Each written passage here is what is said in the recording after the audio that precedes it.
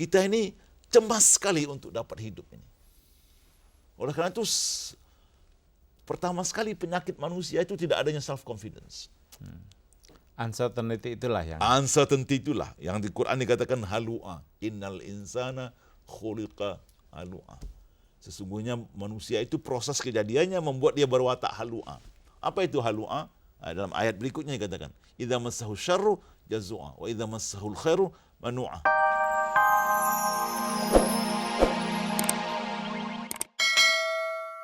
Syukur itu mengandung paling sedikit 4 unsur, saya katakan. Yaitu kita berterima kasih, syukur itu berterima kasih kepada Tuhan yang telah memberikan kepada kita nikmat. Tapi untuk bisa syukur, kita wajib mengetahui paling sedikit fungsi daripada nikmat itu. Nah, dahulu saya katakan bersyukur itu ialah memanfaatkan nikmat sesuai dengan fungsinya. Ya, pada tempatnya, sesuai dengan situasinya dan secara optimal. 4 unsurnya itu. Dan untuk mengetahui fungsi sesuatu yang kita terima dari Tuhan itu menghendaki ilmu. Nah, dahulu saya berikan contoh yang paling gampang kan, kalau saudara memberikan saya peci, ya, apa fungsi peci? Nah, kan untuk menutup kepala. Tapi peci karena dibuat daripada bulu bisa juga saya pakai untuk shining my shoes kan, untuk mengkilapkan susu saya, sepatu saya. Kalau apalagi baru disapu kiwi, dijemur sebentar, digosok sama, mengkilap sekali kan, efektif secara teknis. Tapi saudara yang memberi saya peci kan sakit hati, ya, tidak menghargai kata saudara kan, atau istilah Islamnya tidak mensyukuri itu, tidak berterima kasih namanya. Di mana ditaruhkan peci itu? Fungsinya menutup kepala, taruh di kepala dan letaknya di kepala. Dan dalam keadaan mana saya harus pakai? Kalau saya pergi ke masjid, atau pergi kondangan, atau pergi takziah, atau orang meninggal kita hadir, itu kan pakai peci kan. Dan sering, ya, jangan saya bawa pula ke WC kan. Ke WC saya bawa peci, kalau datang tamu saya simpan, itu tandanya tidak mengetahui situasi kan. Dan secara optimal tuh, ya, artinya dipakai sebanyak mungkin. Saudara akan menghargai, oh rupanya dia Bang Imad berterima kasih atas pemberian saya. Itu paling contoh yang paling gampang. Kalau tanah air kita nih yang dahulu saya contohkan, itu kan tanah air kita ini boleh dikatakan yang terkaya di dunia dari segi sumber alamnya. Tapi karena kita apa yang nggak ada di kita? Apa yang tidak ada? Ambillah hutan kita. Dari mulai jati sampai karet kan kita di sini ada. Korea kan nggak punya jati dia. Iya kan? Itu saja contohnya. Tapi kalau kita tidak pandai syukur, kayu jati kita pakai nanti sebagai kayu api. Itu kan itu tidak syukur namanya. Jadi menghendaki pengetahuan. Ini tentu insinyur kehutanan lebih tahu daripada saya umpamanya ya. Yang lain, sekarang ini kita membangun industri, dan membangun industri itu perlu listrik. Maka saya mengatakan sebagai insinyur elektro, alangkah baiknya kalau kita membangkitkan tenaga listrik itu tanpa menimbulkan efek sampingan yang sekarang ini diributkan orang, soal polusi umpamanya. Ya. Di tanah air kita nih, tenaga air itu yang sudah dieksploit itu masih sedikit sekali. Kalau persentase barangkali kurang dari... Ya, kurang daripada 5%. Sekarang saya tak tahu angkanya berapa. Dulu saya ingat kurang dari 5%. Alangkah baiknya itu kalau kita manfaatkan. Itu adalah satu pengambilan tenaga dari alam yang tanpa menghadirkan polusi, pencemaran. Ya. Cuma celakanya itu malah Asahan tuh digunduli orang hutannya kan. Sudah kering, sudah surut airnya. Danau Toba itu kan. Inilah karena kurang menghargai alam itu. Ya. Jadi lebih lanjut Bang Imad, tentang kecendekiawanan ini, yang dihadapi bangsa kita ini sekarang apa sih Bang sebetulnya? Masalah yang kita hadapi ini dalam masalah SDM, kata yang sedang sangat naik daun sekarang ini. Iya, itulah yang kita lihat. Sebetulnya orang pandai sudah lumayan juga banyak di Indonesia ini, tapi yang bermoral itu yang kurang. Itu maka tadi saya tekankan, ulul albab atau cendekiawan muslim itu orang yang seimbang antara aktivitas zikir dan fikir di dalam dirinya. Ya, zikir ini ya adalah aktivitas daripada rasa, emosi. Fikir adalah aktivitas daripada akal. Akal yang sering berfikir merupakan lahan yang subur untuk tumbuhnya ilmu. Rasa yang sering berzikir merupakan lahan atau ladang yang paling subur untuk ditumbuhi iman. Iman ini saya menafsirkannya rasa dekat dengan Tuhan. Ya, bukan sekadar percaya akan adanya Tuhan. Kalau sekadar percaya akan adanya Tuhan, tahu saudara yang paling yakin akan adanya Tuhan itu iblis. Mengapa tidak? Iblis tuh dia bargaining sama Tuhan kok. Di Quran dikatakan itu. Ketika Tuhan memerintahkan semua malaikat sujud kepada Adam, semuanya sujud kecuali iblis. Dan iblis ditanyai, "Ma mana'aka an tasjuda idz amartuka?" kata Tuhan. Apa yang menyebabkan kau tidak mau sujud padahal aku telah perintahkan? Iblis menjawab, "Ana khairum minhu." Aku kan lebih baik dari dia. Khalaqtani min nar wa khalaqtahu min tin. Kau ciptakan aku dari api, kan dia kan cuma dari tanah. Masa saya harus tunduk kepada dia? Memang secara ilmu alam api kan lebih hebat daripada tanah. Tanah tanpa air tidak bisa apa-apa kan. Api itu bisa membakar. Ya, memang lebih hebat. Jadi betul juga ini iblis dalam satu hal ya. Tapi kesombongannya ini yang menyebabkan dia jatuh. Tuhan paling benci kepada sifat sombong. Oleh karena itu Rasulullah SAW pernah mengatakan tidak mungkin masuk surga seseorang yang mempunyai dalam dirinya itu walaupun sebesar darah sifat kibir. Kibir itu sombong. Atau yang kita boleh katakan sedikit dalam bahasa Inggris arogansi. Arrogant, ya, arrogant. Ya. Nah ini arogansi ini kayaknya sedikit banyak sering melanda kita. Ya. Apalagi kalau kita mempunyai cap sebagai cendekiawan dan sebagainya.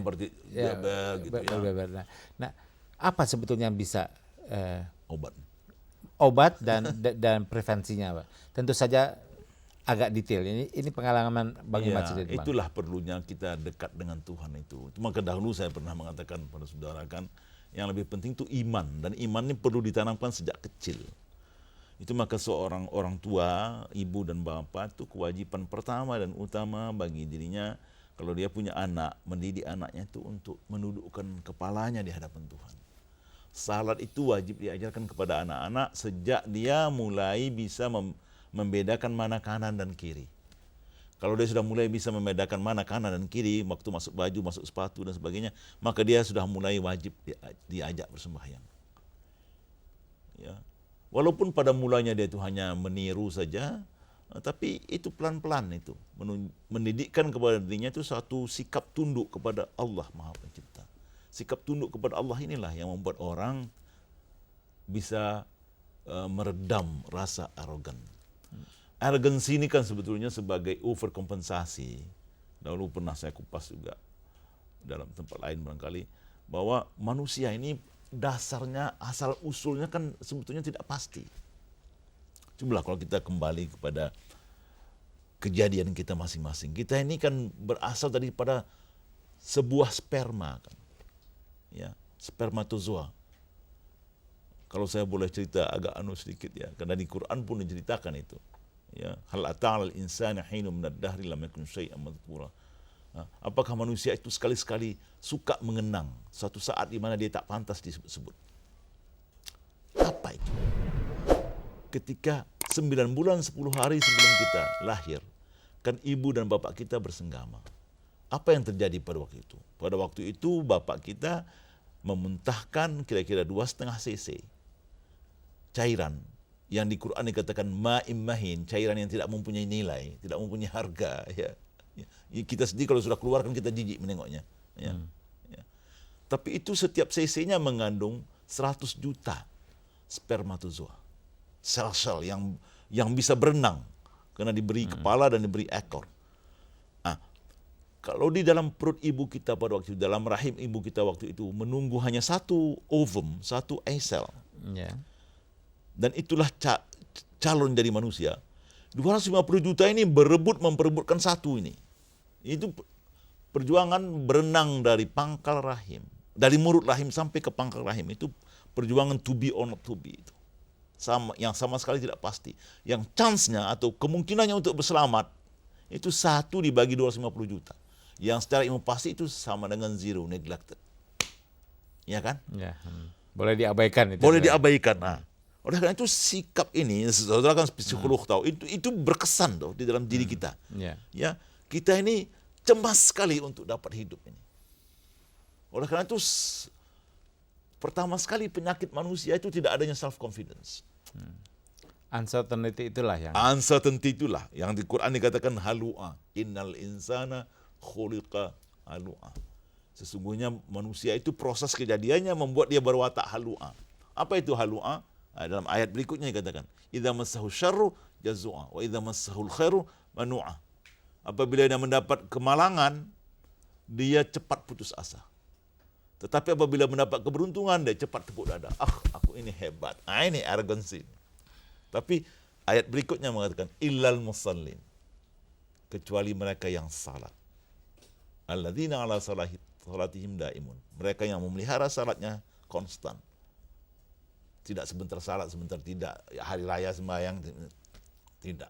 Yang memelihara, atau dalam bahasa lain Quran, yang menegakkan salat, dia tetap dalam constant communication with his creator. Ini yang menyebabkan orang itu bisa meredam sifat arogansi tadi. Arogansi ini sebetulnya overkompensasi daripada rasa ketidakpastian tadi. Itu maka saya katakan iman dan ilmu itu harus seimbang. Kalau orang yang beriman saja ilmunya tidak ada, ini orang yang tergantung, menjadi beban masyarakat.